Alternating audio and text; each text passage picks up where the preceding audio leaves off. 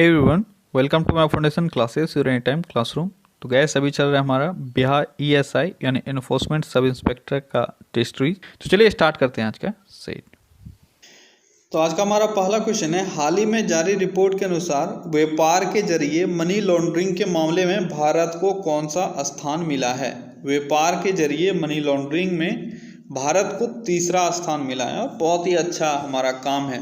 आप जानते हो यहाँ पे ब्लैक मनी को वाइट करना कितना आसान है और हम लोग इसमें पर डे कुछ ना कुछ न्यू चीज़ ईजाद करते हैं जिसके कारण से ब्लैक मनी वाइट हो जाए। अगला क्वेश्चन क्या है, स्वचालित वाहनों में प्रयुक्त द्रवचलित ब्रेक किसका सीधा प्रयोग है। तो स्वचालित वाहनों में जो द्रवचलित यानी हाइड्रोलिक ब्रेक होता है वो पास्कल के नियम के हिसाब से चलते हैं। ठीक है। अगला क्वेश्चन है, यदि चंद्रमा पर बम विस्फोट हो तो उसकी आवाज़ पृथ्वी पर कितने समय बाद सुनाई देगी। जल्दी बताओ, बहुत ही अच्छा क्वेश्चन। चंद्रमा पे अगर बम विस्फोट होता है तो पृथ्वी पर आवाज़ कितनी देर बाद सुनाई देगी, जल्दी बताओ। बहुत बच्चे सोच रहे हैं 20 मिनट बाद तो सुनाई दे ही देगा। अरे आंसर होगा इनमें से कोई नहीं, क्योंकि चंद्रमा से आवाज़ यहाँ तक पहुँचेगा ही नहीं। एक तो चंद्रमा पे एयर है नहीं और चंद्रमा और पृथ्वी के बीच का बात करें तो वहाँ भी एयर नहीं है। ठीक है, तो फिर आवाज़ पहुँचेगा कैसे, क्योंकि आवाज़ को पहुँचने के लिए मीडियम चाहिए। अगला क्वेश्चन है, पास्कल किसकी इकाई है। पास्कल किसकी इकाई है, पास्कल दाब की इकाई है। ठीक है, अलग अलग यूनिट्स होता है दाब का, आपसे पूछा जाता है बार बार। जैसे एक हो गया पास्कल आपका, दूसरा होता है बार। ठीक है, बार किसकी इकाई है। एक और होता है टॉर, टॉर किसकी इकाई है, ये भी आपसे पूछा जाता है। एक होता है एटीएम, एटमॉस्फेरिक प्रेशर के लिए यूज़ किया जाता है, ध्यान रखना। ठीक है, और इसमें और भी यूनिट है जैसे एमएमएचजी। ठीक है, मिलीमीटर ऑफ मर्करी। ठीक है, तो ये भी यूज़ किया जाता है एमएमएचजी। नॉर्मली जो आपका जो बैरोमीटर सब होता है उसमें इसी में रिप्रेजेंटेशन रहता है। ठीक है, ये सारे यूनिट्स हैं जिसको आपको याद रखना है। अगला क्वेश्चन है, बहुत छोटे समय को मापने के लिए किस घड़ी का प्रयोग किया जाता है। बहुत छोटे समय को मापने के लिए किस घड़ी का यूज़ किया जाता है, जल्दी बताओ। कैसी घड़ी का, ये किया जाता है आणविक घड़ी का यूज़। ठीक है। अगला क्वेश्चन है, घर की बिजली का बिल किसके आधार पर आता है। घर के बिजली का बिल किसके आधार पर आता है, तो ये कितना वाट आपने यूज़ किया उसके आधार पे आता है। अगला क्वेश्चन है, यदि रबर की एक डोरी की लंबाई में वृद्धि दूनी कर दी जाए तो विकृति होगी। अगर लंबाई आप दोगुनी कर दोगे तो विकृति कितना होगा, तो विकृति भी दोगुनी हो जाएगी, क्योंकि विकृति जो होता है, डिफॉर्मेशन जो होता है, डायरेक्टली प्रोपोर्शनल होता है लंबाई के। अगला क्वेश्चन है, मैदान की अपेक्षा रेगिस्तान की रात अधिक ठंडी होती है, क्यों। क्यों मैदान की अपेक्षा आपको रेगिस्तान की रातें अधिक ठंडी लगती है, क्यों। क्योंकि बालू जितनी जल्दी गर्म होती है उतनी ही जल्दी ठंडी भी हो जाती है, इसीलिए रेगिस्तान एरिया में दिन बहुत अधिक गर्म होता है। अगला क्वेश्चन है, आजकल पेट्रोल में शीशा नहीं मिलाया जाता है, क्या कारण है उसका। शीशा इसलिए नहीं मिलाया जाता है ताकि प्रदूषण को कम किया जाए। अगला क्वेश्चन है, माइक्रोस्कोप प्रयुक्त किया जाता है, तो इन चार ऑप्शंस में से बताओ माइक्रोस्कोप का इस्तेमाल क्यों किया जाता है। किया जाता है सूक्ष्म वस्तुओं को देखने के लिए। अगला क्वेश्चन है, वात्या भट्टी या ब्लास्ट फर्नेस में उत्पादित होता है। वात्या भट्टी या ब्लास्ट फर्नेस में किस चीज़ का उत्पादन होता है, किसका होता है, ये होता है कास्ट आयरन का। अगला क्वेश्चन है, पोर्टलैंड सीमेंट में विनिर्माण के लिए उपयोग में ली गई कच्ची सामग्री कौन कौन सी है। पोर्टलैंड सीमेंट में ये जो मेन सामग्री है वो आपको दिया हुआ है, कौन कौन सा सामग्री है, वो है एल्यूमिना, मिट्टी और जिप्सम। मिट्टी, जिप्सम और एल्यूमिना। ठीक है, ऐसे मिट्टी यहाँ पे दिया हुआ है, यहाँ के हिसाब से ये आपका सही हो जाएगा। ऐसे इसमें जो मेन इंग्रेडिएंट होता है पोर्टलैंड सीमेंट में वो होता है सिलिका, सिलिका। ठीक है, ली से हो गया आपका लाइमस्टोन। ठीक है, आ से एल्यूमिना, ये मेरा ट्रिक है सिलिया। ठीक है, लाइमस्टोन, सिलिका और एल्यूमिना ये यूज़ किया जाता है। तो यहाँ पे आपको जो दिख नहीं रहा है ऑप्शन वैसा कुछ, तो जिप्सम इसमें आपका लाइमस्टोन आ गया। ठीक है, एल्यूमिना और सिलिका के लिए मिट्टी को यहाँ पे रिप्रेजेंट किया गया है। अगला क्वेश्चन है, किलोवाट घंटा किसकी इकाई है। किलोवाट घंटा किसकी इकाई है, किलोवाट घंटा ऊर्जा की इकाई है। अगला क्वेश्चन है, 1 वाट आवर में कितना होता है। 1 वाट आवर में कितना जूल होता है, ये होता है 3.6 × 10⁻³ जूल। अगला क्वेश्चन है, 1000 वाट बराबर है, 1000 वाट बराबर कितना होता है, तो 1000 वाट बराबर 1.341 अश्व शक्ति होता है। ठीक है, अश्व शक्ति यानी हॉर्स पावर। एक हॉर्स पावर में कितना वाट होता है? एक हॉर्स पावर में 746 वाट होता है, ये आपको याद रखना है। अगला क्वेश्चन है कोणीय वेग की विमा क्या होती है? कोणीय वेग की विमा यानी डायमेंशन क्या होता है? क्या होता है? ये होता है m0 l0 t-1, ये होता है कोणीय वेग का डायमेंशन। अगला क्वेश्चन है एक हॉर्स पावर का मान किसके बराबर होता है? तभी ऊपर मैंने बताया था एक हॉर्स पावर में 746 वाट होते हैं, ठीक है। अगला क्वेश्चन है एक पारसेक में कुल कितने प्रकाश वर्ष होते हैं? एक पारसेक में कुल कितने प्रकाश वर्ष हैं? ये सब पढ़ा हुआ है, बस आपका रिवीजन हो रहा है। ये 3.26 प्रकाश वर्ष। ध्यान रखना, एक प्रकाश वर्ष में कितना किलोमीटर आपसे नहीं पूछा जा रहा है, पारसेक में कितना प्रकाश वर्ष होता है, 3.26 प्रकाश वर्ष होता है, ठीक है। यहाँ से दो तरह के क्वेश्चन आपसे बन सकते हैं। अगला क्वेश्चन है निर्वात में यदि 3 वस्तु लोहा, कागज और पत्थर को गिराया जाए तो पृथ्वी पर कौन सबसे पहले पहुंचेगा? जल्दी से बोलो, लोहा पहुंचेगा ना? जल्दी बोलो, तीनों एक साथ आएंगे, क्योंकि यही एक वर्ड जो है ये आपको कंफ्यूज कर सकता है। निर्वात दिया हुआ है तो उसमें उसके वजन का कोई असर ही नहीं होगा, ठीक है। तीनों एक साथ ही जमीन पे पहुंचेंगे। अगला क्वेश्चन है एक माइक्रोमीटर या माइक्रोन में कितना सेंटीमीटर होता है? बस इस चीज़ पर ध्यान देना है। यहाँ पे ऐसे क्वेश्चंस में क्या पूछा गया, मैंने हर तरह का क्वेश्चन इससे पूछ लिया, क्योंकि ये एक सिंपल सा क्वेश्चन है और एग्जाम में हमेशा आपसे पूछा जाता है। बहुत सारे बच्चे इसमें गलती कर बैठते हैं, उनको याद है 0.001, बस इतना ही याद है, उसके आगे वो याद नहीं रखते हैं। इसलिए मैंने बार बार आपको बोला है कि इसको याद रखो। ये 0.001 mm है, ठीक है, ये होता है। लेकिन अगर आपका यहाँ mm ना रहे, यहाँ पे सेंटीमीटर पूछ लिया जाए, यहाँ पे मीटर पूछ लिया जाए, तो आंसर आपका बदल जाता है। तो यहाँ पे सेंटीमीटर पूछ लिया है तो ये हो जाएगा 10⁻⁴, मीटर पूछ लिया जाता है 10⁻�6 हो जाता है, ठीक है। बस आपको दिमाग में रखना है पूछा क्या गया है, किस यूनिट में। क्लियर है? अगला क्वेश्चन है भारतीय रिजर्व बैंक द्वारा की गई करेंसी नोटों की महात्मा गांधी वाली श्रृंखला निम्नलिखित में से कौन सी है जिस पर संसद भवन निरूपित है? ये आपका पुराना जो नोट आता था उसमें आपको देखने को मिलेगा, ठीक है। अभी न्यू वाला जो है उसमें थोड़ा सा अंतर है। सबसे पहले बताओ इन चारों में से कौन सा वो नोट है जिसमें संसद भवन आपको दिखता था? तो है 50 रुपये का नोट, ठीक है। और अभी 50 रुपये के नोट के ऊपर आपको हम्पी का रथ मिलेगा, ठीक है। अगला क्वेश्चन है खुले बाजार प्रचालन क्या होते हैं? खुले बाजार प्रचालन क्या होते हैं? जल्दी बताओ क्या होते हैं?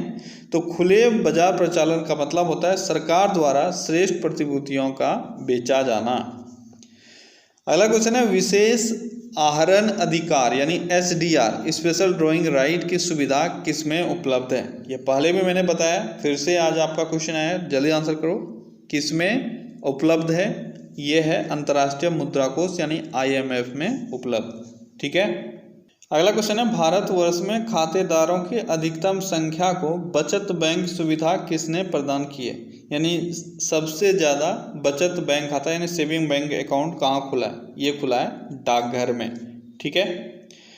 अगला क्वेश्चन है किसी देश का जीवन स्तर किससे जाना जाता है? किसी देश का अगर जीवन स्तर जानना है तो वहाँ का प्रति व्यक्ति आय आप देख सकते हो। अगला क्वेश्चन है नाबार्ड का प्रमुख कार्य क्या है? नाबार्ड का प्रमुख कार्य क्या होता है? राज्य सहकारी बैंकों को मियादी ऋण देना, ये सही है, ये कार्य होता है नाबार्ड का। दूसरा है राज्य सरकारों को शेयर पूंजी अंशदान करना, ये भी सही है। और पुनर्वित्तीय संस्था के रूप में काम करना, ये भी सही है। यानी आपका उपर्युक्त सभी सही आंसर होगा, ठीक है। अगला क्वेश्चन क्या है? प्रचालन अधिशेष कहाँ उत्पन्न होता है? प्रचालन अधिशेष कहाँ उत्पन्न होता है? कहाँ उत्पन्न होता है? ये होता है उद्यम क्षेत्रक में, ठीक है। इंडस्ट्रीज जो भी इंडस्ट्रियल एरिया है, ठीक है, उसमें आपका प्रचालन यानी ऑपरेटिंग सरप्लस इसको बोलते हैं, ऑपरेशन सरप्लस, ठीक है, ये उत्पन्न होता है। अगला क्वेश्चन है कौन कदम विपरीत भुगतान संतुलन को सुधारते हैं? विपरीत भुगतान संतुलन को सुधारने के लिए कौन सा स्टेप लिया जाता है? कौन सा स्टेप है वो है अवमूल्यन, ठीक है। विपरीत भुगतान संतुलन क्या हुआ? भुगतान संतुलन आप जानते हो बैलेंस ऑफ पेमेंट। अगर बैलेंस ऑफ पेमेंट निगेटिव हो जाए तो हम लोग अवमूल्यन कर सकते हैं। अवमूल्यन का मतलब क्या हो गया, दो चीज़ें हैं आपको ध्यान में रखना है, मैं बार बार बोलता हूँ, डीमोनेटाइजेशन और डिवैल्यूएशन। अवमूल्यन हो गया डिवैल्यूएशन, ठीक है। यानी विदेशी मुद्रा के रेस्पेक्ट में आप अपना मुद्रा जो है उसका वैल्यू घटा लेते हो ताकि आपके यहाँ से एक्सपोर्ट बढ़े, यानी लोग बाहर चीज़ों को भेजें ताकि आप एक्सपोर्ट करके कुछ अधिक पैसे कमा सकते हो, ठीक है। और ये भुगतान संतुलन को लेवल करने में काम आता है।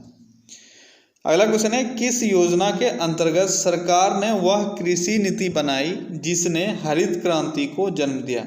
इन शॉर्ट, किस पंचवर्षीय योजना के दौरान हरित क्रांति अस्तित्व में आया। किस पंचवर्षीय योजना का दौरान, यह तृतीय पंचवर्षीय योजना के दौरान, ठीक है। अगला क्वेश्चन है, संरचनात्मक बेरोजगारी का कारण है। संरचनात्मक बेरोजगारी या स्ट्रक्चरल अनएम्प्लॉयमेंट, इसका कारण क्या होता है? क्या होता है इसका कारण? एक बार अगर याद हो तो आपको हमेशा याद रहेगा, मैंने पहले बताया हुआ, भारी उद्योग अभिनति। देखो, स्ट्रक्चरल जो भी अनएम्प्लॉयमेंट है वह क्यों आता है? क्योंकि स्ट्रक्चर में डेवलपमेंट हो रहा है। स्ट्रक्चर में डेवलपमेंट होने का मतलब क्या है? अपग्रेड हो रहा है, इंडस्ट्रीज जो है वह अपग्रेड हो रहा है, ठीक है। जैसे पहले हथकरघा, हाथ से काम किया जाता था, हाथ से बुनाई किया जाता था, अब मशीन से किया जाता है। तो जो भी हाथ वाले जो एम्प्लॉयज़ हैं, जैसे मान लो हाथ से अगर बुनना है तो उसमें 50 एम्प्लॉय चाहिए, और अगर मशीन चलाना है तो मात्र 5 चाहिए। तो रेस्ट जो यहाँ पे 45 एम्प्लॉयज़ हैं वो तो अनएम्प्लॉयड हो गए, ठीक है। इसको हम लोग स्ट्रक्चरल बेरोजगारी कहते हैं। अगला क्वेश्चन है, विश्व व्यापार संगठन का मुख्य कार्य क्या है? विश्व व्यापार संगठन यानी WTO का मुख्य कार्य क्या होता है? सदस्य देशों के बहुपक्षीय व्यापार संबंधों को सुकर बनाना तथा व्यापार नीतियों की समीक्षा करना। अगला क्वेश्चन है, गांधी जी ने किस सिद्धांत या युक्ति के माध्यम से आर्थिक असमानताओं को दूर करने का प्रयास किया? आर्थिक असमानताएं जो थी उस वक्त, गांधी जी ने किस तरीका से उसको दूर करने का कोशिश किया? तो वो है न्यासधारिता सिद्धांत या ट्रस्टीशिप सिद्धांत, ठीक है। इसके माध्यम से गांधी जी ने जो आर्थिक डिफरेंसेस थे, जो इकोनॉमिकल डिफरेंसेस था आपका, एक था कैपिटलिज्म, ठीक है, और दूसरा क्या था? मार्क्सिज्म, यानी पूंजीवाद और मार्क्सवादी, इन दोनों के बीच का रास्ता इन्होंने निकालने का कोशिश किया ताकि आर्थिक असमानताएं दूर हो, ठीक है। अगला क्वेश्चन है, विश्व बैंक सामान्यतः डैश देता है? विश्व बैंक कैसा लोन देता है? तो विश्व बैंक जनरली जो है वह मध्य एवं दीर्घकालिक ऋण प्रदान करता है। अगला क्वेश्चन है, अंत्योदय कार्यक्रम किससे संबंध है? अंत्योदय कार्यक्रम का मतलब है गरीबों में भी जो गरीब है उसका उत्थान, तो गरीबों में भी निम्नतम गरीबों का उत्थान। अगला क्वेश्चन है, टैरिफ और ट्रेड के सामान्य अनुबंध को किस संस्था द्वारा बदल दिया गया? टैरिफ और ट्रेड के सामान्य अनुबंध को वर्ल्ड ट्रेड ऑर्गेनाइजेशन के द्वारा बदला गया था। अगला क्वेश्चन है, निजी परियोज्य आय क्या होती है? निजी परियोज्य आय, तो आपका जितना निजी आय है उसमें परिवार के द्वारा जो भी टैक्सेस चुकाए गए हैं उसको अगर माइनस कर दोगे तो जो चीज़ बचेगा उसी को हम लोग निजी परियोज्य आय कहते हैं, ठीक है। तो आपका सही आंसर सी हो जाएगा। अगला क्वेश्चन है, किस बाजार स्थिति में फर्मों की अधिक्षमता होती है? फर्मों की अधिक्षमता एकाधिकार में होगा, ठीक है। तो यहाँ आपका आंसर हो जाएगा एकाधिकारी प्रतिस्पर्धी में फर्मों का अधिक्षमता होता है। अगला क्वेश्चन है, थाईलैंड की मुद्रा क्या है? थाईलैंड की मुद्रा क्या है? थाईलैंड की मुद्रा है बहत, और वहाँ की राजधानी कहाँ है? वहाँ की राजधानी है बैंकॉक। अगला क्वेश्चन है, क्रिकेट का ब्रेबॉर्न स्टेडियम कहाँ स्थित है? ब्रेबॉर्न स्टेडियम कहाँ स्थित है? कहाँ स्थित है? ये मुंबई, भारत में स्थित है। अगला क्वेश्चन है, भारत भारती सम्मान निम्नांकित किस क्षेत्र के लिए दिया जाता है? भारत भारती सम्मान दिया जाता है साहित्य, सृजन एवं हिंदी क्षेत्र में। अगला क्वेश्चन है, संयुक्त राष्ट्र संघ की आधिकारिक भाषाएं कौन सी हैं? संयुक्त राष्ट्र संघ में टोटल कितने आधिकारिक भाषाएं? तो आपको ऊपर वाला देख के ही लग रहा होगा यही होगा, अंग्रेजी, फ्रेंच, चीनी, रूसी, अरबी और स्पेनिश, ठीक है। ये टोटल 6 हैं जो आधिकारिक भाषाएं हैं संयुक्त राष्ट्र संघ की। अगला क्वेश्चन है, विश्व में सबसे बड़ी खाड़ी कौन सी है? विश्व में सबसे बड़ी खाड़ी कौन सी है? यह है मैक्सिको की खाड़ी। अगला क्वेश्चन है, कॉजेज ऑफ इंडियाज म्यूटनी किसने लिखी है? Causes of the India mutiny, यह किसके द्वारा लिखा गया है? किसके द्वारा लिखा गया है? यह लिखा गया है सर सैयद अहमद खां के द्वारा। अगला क्वेश्चन है रणजी ट्रॉफी और आगा खां कप किससे संबंधित है? रणजी ट्रॉफी और आगा खां कप दोनों संबंधित है क्रिकेट से और हॉकी से। ठीक है, रणजी ट्रॉफी आपका हो गया क्रिकेट से और आगा खां कप हो गया हॉकी से। ठीक है, अगला क्वेश्चन है पूर्व पूर्व है और पश्चिम पश्चिम, यह किसने कहा था? किसका स्टेटमेंट है पूर्व पूर्व है और पश्चिम पश्चिम? जल्दी बताओ किसका स्टेटमेंट है? तो यह है रुडयार्ड किपलिंग का। किसका है? रुडयार्ड किपलिंग का स्टेटमेंट है पूर्व पूर्व है और पश्चिम पश्चिम। अगला क्वेश्चन है भारत का पहला राज्य जहां फोटो पहचान पत्र के आधार पर मतदान हुआ, पहला राज्य वो कौन था जहां पे फोटो पहचान पत्र के आधार पर मतदान हुआ था? तो वो राज्य है त्रिपुरा। ठीक है, अगला क्वेश्चन है देवधर ट्रॉफी किस खेल से संबंधित है? देवधर ट्रॉफी किस खेल से संबंधित है? तो यह क्रिकेट से संबंधित है। अगला क्वेश्चन है निम्नलिखित में से किस खिलाड़ी को पुगिलिस्ट कहा जाता है? पुगिलिस्ट किस खिलाड़ी को कहा जाता है? किसको कहा जाता है? मुक्केबाजी। ठीक है, मुक्केबाजी करने वाले खिलाड़ी को पुगिलिस्ट कहा जाता है। अगला क्वेश्चन है स्वर्ण कमल पुरस्कार किस क्षेत्र में दिया जाता है? स्वर्ण कमल पुरस्कार किस क्षेत्र में दिया जाता है? कौन सा क्षेत्र है? यह सिनेमा क्षेत्र जहां स्वर्ण कमल पुरस्कार दिया जाता है। अगला क्वेश्चन है इग्नू का मुख्यालय कहाँ स्थित है? इग्नू का मुख्यालय कहाँ पर है? इग्नू का मुख्यालय नई दिल्ली में स्थित है इग्नू का मुख्यालय। अगला क्वेश्चन है कौन सा राज्य हाल ही में CFL एंड फिलामेंट बल्ब की बिक्री पर प्रतिबंध लगाने वाला भारत का पहला राज्य बन गया?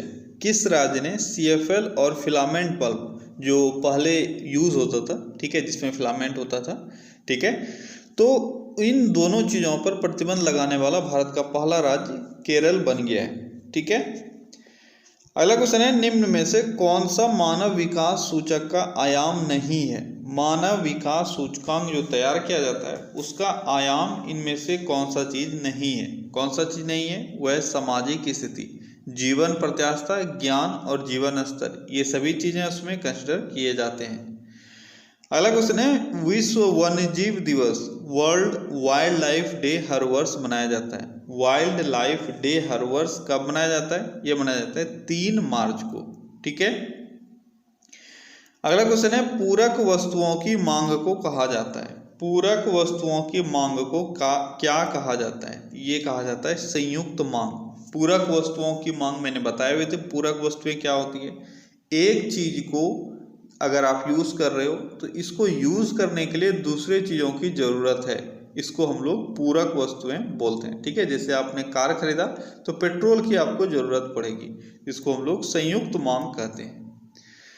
अगला क्वेश्चन है यह आह्वान किसने किया है? प्रकृति की ओर वापस जाओ। प्रकृति की ओर वापस जाओ, यह आह्वान किसने किया है? तो यह आह्वान रूसो के द्वारा किया गया है। ठीक है, वेदों की ओर लौटो, ये किसने कहा है? तो वेदों की ओर लौटो दयानंद सरस्वती ने कहा है। और प्रकृति की ओर वापस जाओ, ये रूसो ने कहा है। अगला क्वेश्चन है किस क्रिकेट टीम ने हाल ही में अंडर-19 विश्व कप 2020 का खिताब जीता है? अंडर-19 विश्व कप 2020 का खिताब अभी हाल ही में बांग्लादेश ने जीता है।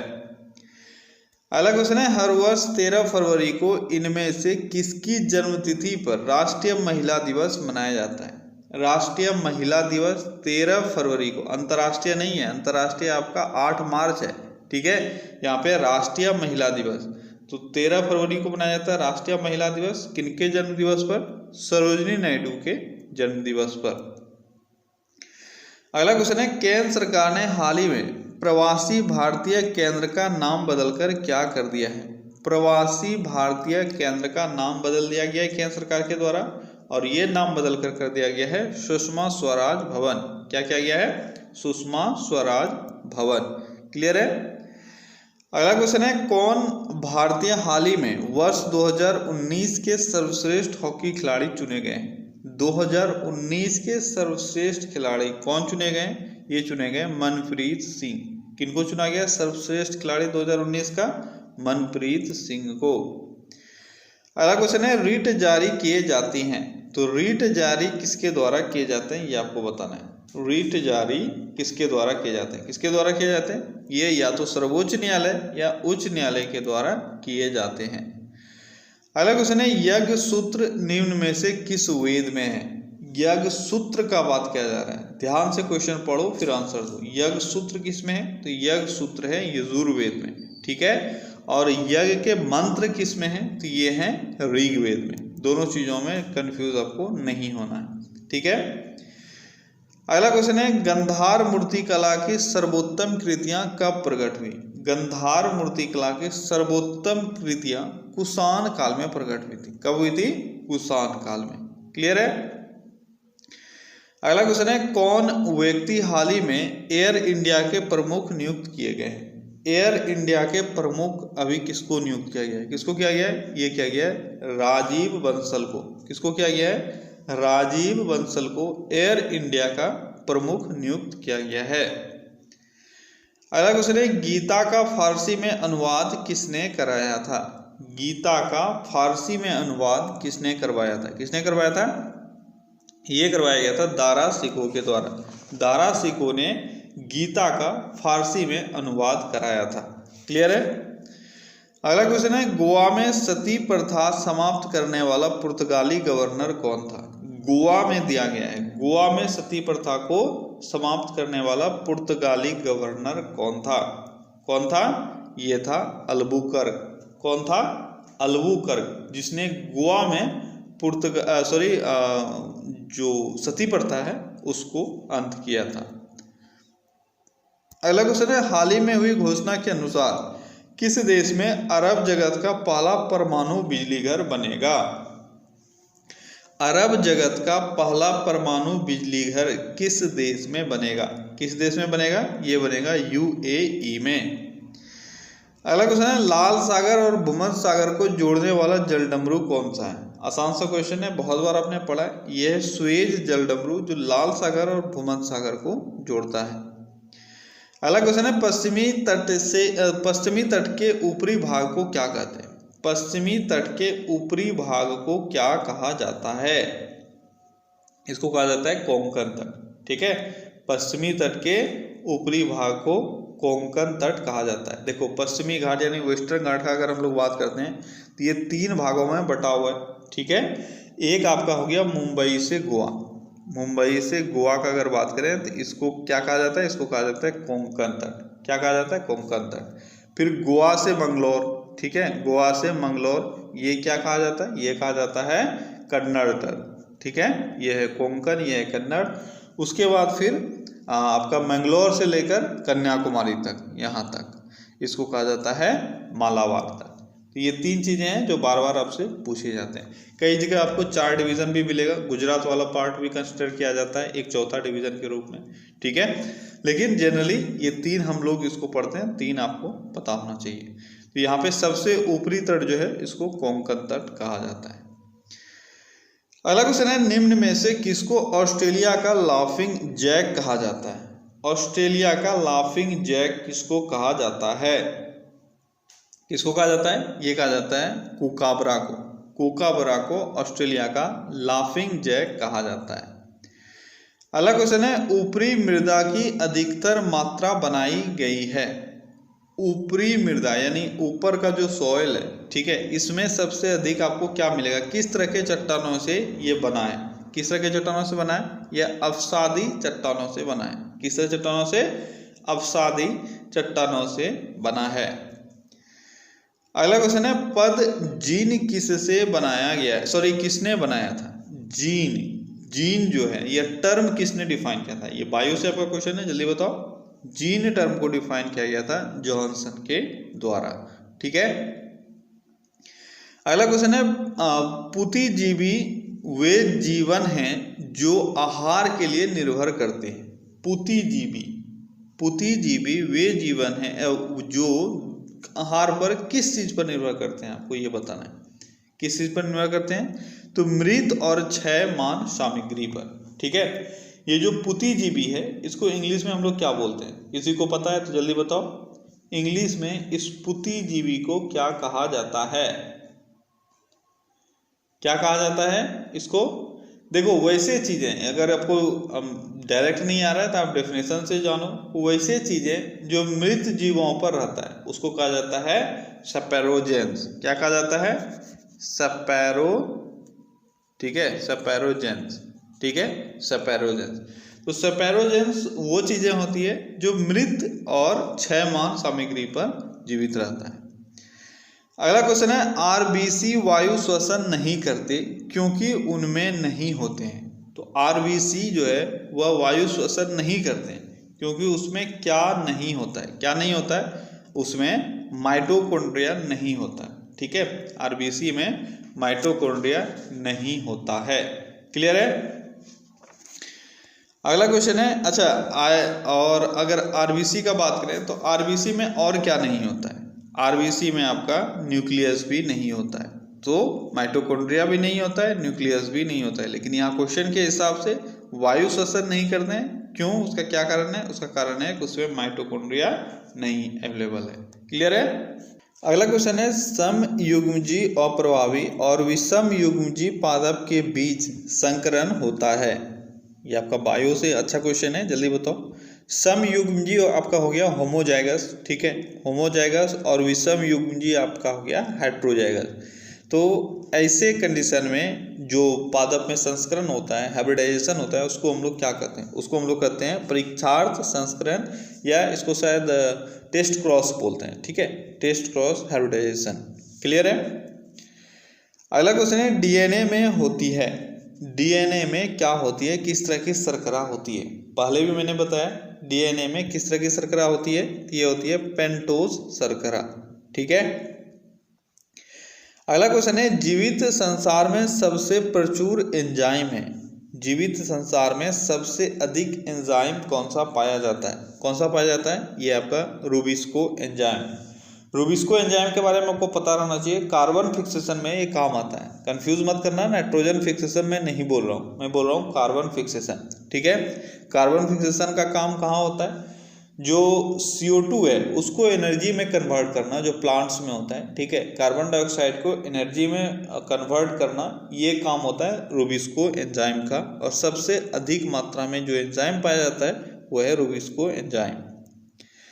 अगला क्वेश्चन है, एक्सरे क्षेत्र स्थित है, एक्सरे क्षेत्र स्थित है किन दो क्षेत्रों के बीच? तो फिर से आपका वही सवाल है, आपको ऑर्डर याद रहना चाहिए तभी आप इसको कर पाओगे, नहीं तो आप नहीं कर पाओगे। तो एक्सरे गामा रे और पैराबैंगनी क्षेत्र के बीच है।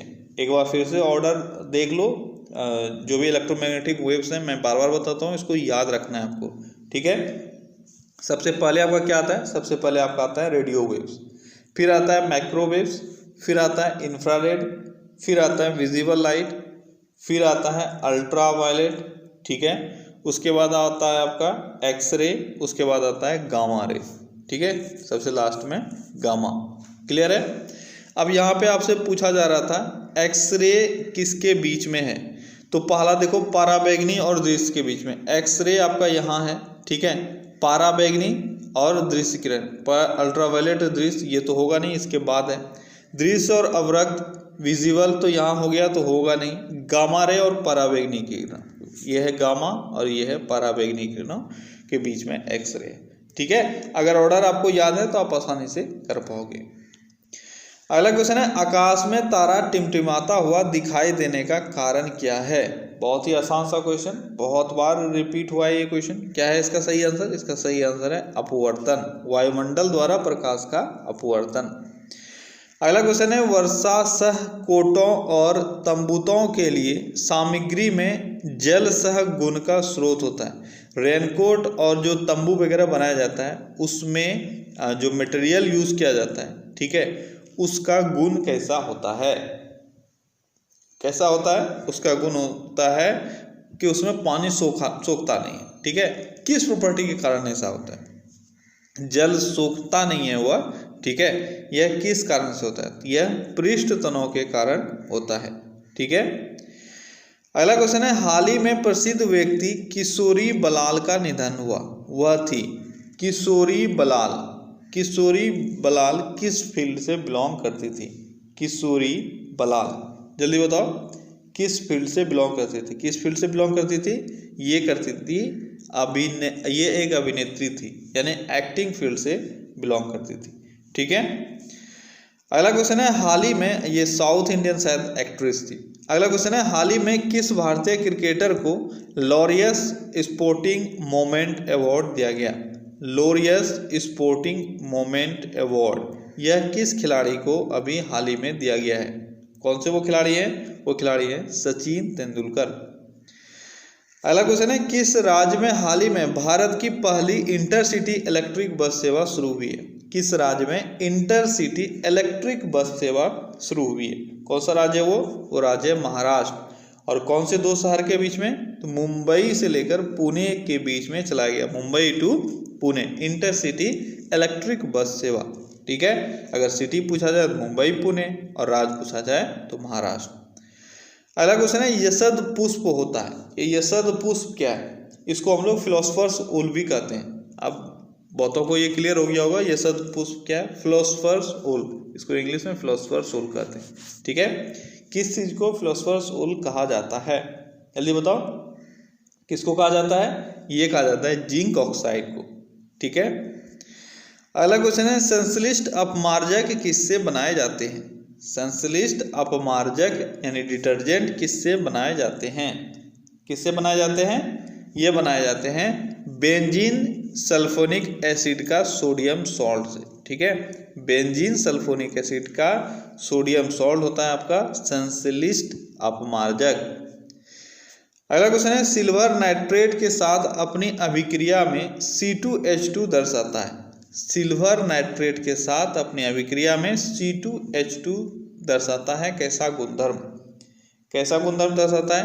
तो यह अम्लीय गुणधर्म दर्शाता है। कैसा? एसिडिक। ठीक है।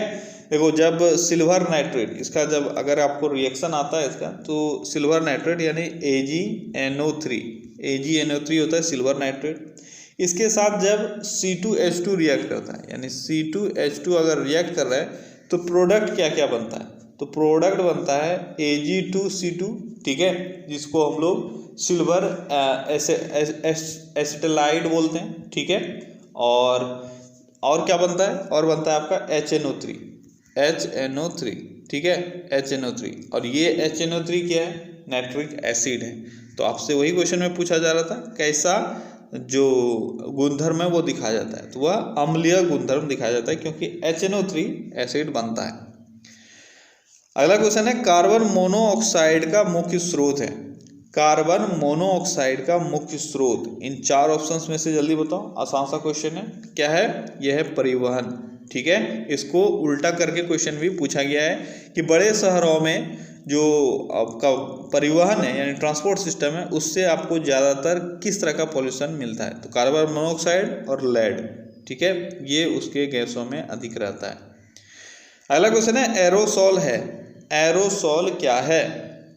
एरोसोल क्या है? तो एरोसोल वायु में निलंबित ठोस कण होता है। क्या होता है? वायु में निलंबित यानी सस्पेंडेड। ठीक है। ठोस कण को एरोसोल कहा जाता है। अगला क्वेश्चन है, हाल ही में भगवान श्री राम से जुड़े पर्यटन स्थलों की सैर कराने हेतु किस विशेष ट्रेन की शुरुआत की गई है? किस विशेष ट्रेन की शुरुआत की गई है? ये की गई है श्री रामायण एक्सप्रेस। इसमें कंफ्यूज मत करना, श्री राम एक्सप्रेस नहीं है। क्या है? श्री रामायण एक्सप्रेस। भगवान श्री राम से जुड़े पर्यटन स्थलों की सैर कराने हेतु एक विशेष ट्रेन चलाई गई है। अगला क्वेश्चन है, पेयजल में कुल कठोरता की अधिकतम अनुमत सांद्रता है। जो हार्डनेस है पेयजल में, यानी जो पानी हम लोग पीते हैं उसमें जो एक्सेप्टेड हार्डनेस है वह कितना हो सकता है? मैक्सिमम कितना हो सकता है? वह हो सकता है 200। ठीक है। कितना हो सकता है? अधिकतम इसका जो कॉन्सेंट्रेशन है हार्डनेस का वह है 200 mg/लीटर। ठीक है। अगला क्वेश्चन है, विश्व रेडियो दिवस यानी वर्ल्ड रेडियो डे हर वर्ष मनाया जाता है। वर्ल्ड रेडियो डे हर वर्ष मनाया जाता है किस तारीख को? किस तारीख को? 13 फरवरी को वर्ल्ड रेडियो डे हर वर्ष मनाया जाता है। अगला क्वेश्चन है, हाल ही में कौन टेस्ट क्रिकेट में हैट्रिक लेने वाले सबसे युवा खिलाड़ी बने हैं? टेस्ट क्रिकेट में हैट्रिक लेने वाले सबसे युवा खिलाड़ी कौन बने? ये बने नसीम शाह। ये पाकिस्तान के एक प्लेयर है और टेस्ट क्रिकेट में हैट्रिक लेने वाले सबसे युवा खिलाड़ी के रूप में उभर के आए हैं। अगला क्वेश्चन है, भारत का मुख्य चुनाव आयुक्त अभी कौन है? तो भारत का मुख्य चुनाव आयुक्त अभी है सुनील अरोड़ा। अगला क्वेश्चन है, हाल ही में प्रसिद्ध व्यक्तित्व गिरिराज किशोर का निधन हुआ, वह थे? गिरिराज किशोर किस फील्ड से बिलोंग करते थे? तो गिरिराज किशोर साहित्यकार थे। ठीक है। अगला क्वेश्चन है, इंटरपोल का मुख्यालय कहाँ स्थित है? इंटरपोल का मुख्यालय कहाँ है? यह है लियोन्स में स्थित। ठीक है। अगला क्वेश्चन है, अब तक कितने उत्कृष्ट क्रिकेट खिलाड़ियों को राजीव गांधी खेल रत्न पुरस्कार दिया गया है? बहुत ही अच्छा क्वेश्चन है। आपसे ये नहीं पूछा जा रहा है कितने खिलाड़ियों को दिया गया है, ये पूछा गया है कि कितने ऐसे क्रिकेटर अभी तक हुए हैं जिनको राजीव गांधी खेल रत्न से सम्मानित किया गया है। कितने अभी क्रिकेटर हैं टोटल? ये हैं टोटल 3 क्रिकेटर अभी तक जिनको राजीव गांधी खेल रत्न से सम्मानित किया गया है। राजीव गांधी खेल रत्न से मैंने कुछ क्वेश्चंस आपको बताए हुए हैं। ठीक है। और आई होप कि आपको सारा चीज़ याद होगा। सबसे पहले मैंने क्या बताया था, इसका जो स्टार्टिंग है वो 1991-92 में हुआ था। ठीक है। 1991-92 में राजीव गांधी खेल रत्न पुरस्कार शुरू हुआ और पहला जो है वह विश्वनाथन आनंद को दिया गया था। 2-3 बार मैंने ये क्वेश्चन खुद पूछा है। ठीक है। इसलिए अब ये आपको क्लियर हो जाना चाहिए। और क्रिकेटर कितने हैं अभी तक? टोटल 3 क्रिकेटर हैं। कौन कौन है वो हैं सचिन तेंदुलकर। ठीक है। सचिन तेंदुलकर, इनको 1998 में मिला था। यानी आपसे ये क्वेश्चन भी पूछा जा सकता है कि सबसे पहले कौन से क्रिकेटर हुए जिनको मिला क्या? जिनको मिला राजीव गांधी खेल रत्न, तो ये मिला सचिन तेंदुलकर को। इसके बाद MS धोनी को मिला। दूसरे क्रिकेटर ये हुए MS धोनी, इनको 2008 में मिला था। ठीक है। और अभी सबसे जो लेटेस्ट हैं वो हैं विराट कोहली, इनको 2018 में मिला है। ठीक है। 2019 का राजीव गांधी खेल रत्न का अगर पुरस्कार का बात करें तो 2 लोगों को मिला है, दीपा मलिक और कौन है? दीपा मलिक एक है और दूसरा है बजरंग पुनिया। ठीक है। इन दोनों को मिला है 2019 का राजीव गांधी खेल रत्न पुरस्कार। क्लियर है। अगला क्वेश्चन है, निम्नलिखित में से कौन सा सही कालानुक्रम दर्शाता है? इन 4 मुख्य लॉन टेनिस टूर्नामेंट हर वर्ष आयोजित किए जाते हैं। ठीक है। ये जो 4 लॉन टेनिस आयोजित किए जाते हैं, इसका सही जो समय है उसके हिसाब से कौन सा आपका सही दर्शाया हुआ है? जल्दी बताओ। सबसे पहले क्या खेला जाता है? देखो, सबसे पहले खेला जाता है ऑस्ट्रेलियन ओपन। ठीक है। उसके बाद फ्रेंच ओपन, उसके बाद विंबलडन और उसके बाद US ओपन। ठीक है। कौन सा? पहला ऑस्ट्रेलियन ओपन, फिर फ्रेंच ओपन, फिर विंबलडन और सबसे लास्ट में US ओपन खेला जाता है। अगला क्वेश्चन है, दिल्ली में निम्न में से कौन सा स्मारक विश्व विरासत साइट के रूप में शामिल नहीं किया गया है? यहाँ से भी आपको इंपॉर्टेंट चीज़ें हैं जो याद रखनी है। एक है आपका इसमें, कौन सा है वो? जल्दी बताओ, किसको शामिल नहीं किया गया? ये आपका जंतर मंतर। ठीक है। जंतर मंतर को अब तक शामिल नहीं किया गया है। और याद रखना है आपको, दिल्ली से केवल 3 ऐसा जगह है जिसको जो यूनेस्को है उसके विश्व विरासत साइट यानी वर्ल्ड हेरिटेज साइट में शामिल किया गया। वो 3 कौन कौन है? लाल किला, हुमायूं का मकबरा और कुतुब मीनार। ठीक है। ये इन 3 चीज़ों को यूनेस्को के वर्ल्ड हेरिटेज साइट में शामिल किया गया है। जंतर मंतर अभी नहीं है। ठीक है। अगला क्वेश्चन है, किस राज्य की सरकार ने हाल ही में मुख्यमंत्री परिवार समृद्धि योजना लॉन्च किया है? मुख्यमंत्री परिवार समृद्धि योजना किस सरकार ने लॉन्च की है? जल्दी बताओ, किस राज्य में लॉन्च की गई है? इसको लॉन्च किया गया हरियाणा सरकार के द्वारा। अगला क्वेश्चन है, प्रधानमंत्री की आर्थिक सलाहकार परिषद का अध्यक्ष कौन है? प्रधानमंत्री के आर्थिक सलाहकार परिषद का अध्यक्ष कौन है अभी? वो है विवेक देबरॉय। कौन है? विवेक देबरॉय। अगला क्वेश्चन है, किस खिलाड़ी ने हाल ही में नेशनल स्नूकर चैंपियनशिप 2020 का खिताब जीता है? नेशनल स्नूकर चैंपियनशिप 2020 का खिताब किस खिलाड़ी ने जीता है? तो ये जीता गया आदित्य मेहता के द्वारा। किसके द्वारा? आदित्य मेहता के द्वारा नेशनल स्नूकर चैंपियनशिप 2020 का खिताब जीता गया है। ठीक है। तो क्या गाइस, आज के सेशन बस इतना ही। चलिए कल फिर से मिलते हैं अगले सेशन में। Till then take care, bye bye.